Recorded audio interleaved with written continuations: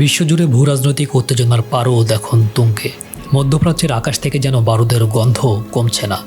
4 মাস আগে ঘটে যাওয়া এক ভয়াবহ বিমান হামলায় প্রাণ হারিয়েছেন ইরানের supreme leader Ayatollah Ali Khamenei এবং তার পরিবারের 4 সদস্য।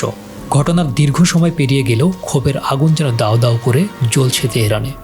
সম্প্রতি খামেনির নিজ শহর মশাদে দাফন সম্পন্ন হওয়ার পরই আইআরজিসির শীর্ষ commander brigadier general Ahmad Vahidi এক নজিরবিহীন কঠোর হুঁশিয়ারি দিয়েছেন।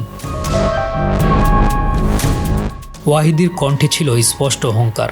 আমেরিকার প্রতি আঙ্গুল তুলে তিনি আইআরজিসির অবস্থান পরিষ্কার করে দিয়েছেন। বিমান হামলায় জড়িত মার্কিন সেনাবাহিনীকে শিশু হত্যাকারী হিসেবে অভিহিত করে তিনি বলেন, এই কাপুরুষোচিত হত্যাকাণ্ডের বিচার কেবল একটি রাজনৈতিক দাবি নয়, বরং এটি এখন ইরানের কাছে একটি ঐশ্বরিক ও অবিস্মরণীয় বাধ্যবাধকতা। আইআরজিসি প্রধানের এই বক্তব্য কি তবে কোনো বড় ধরনের যুদ্ধের বার্তা?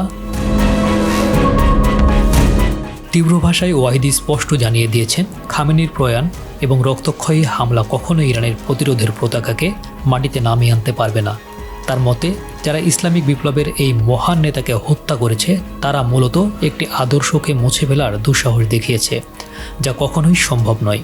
এই অপরাধের শাস্তি থেকে অপরাধীদের রেহাই নেই, এমন এক অশুভ ইঙ্গিত যেন পুরো অঞ্চলকে নতুন করে উত্তেজনার আগুন জ্বালিয়ে দিল।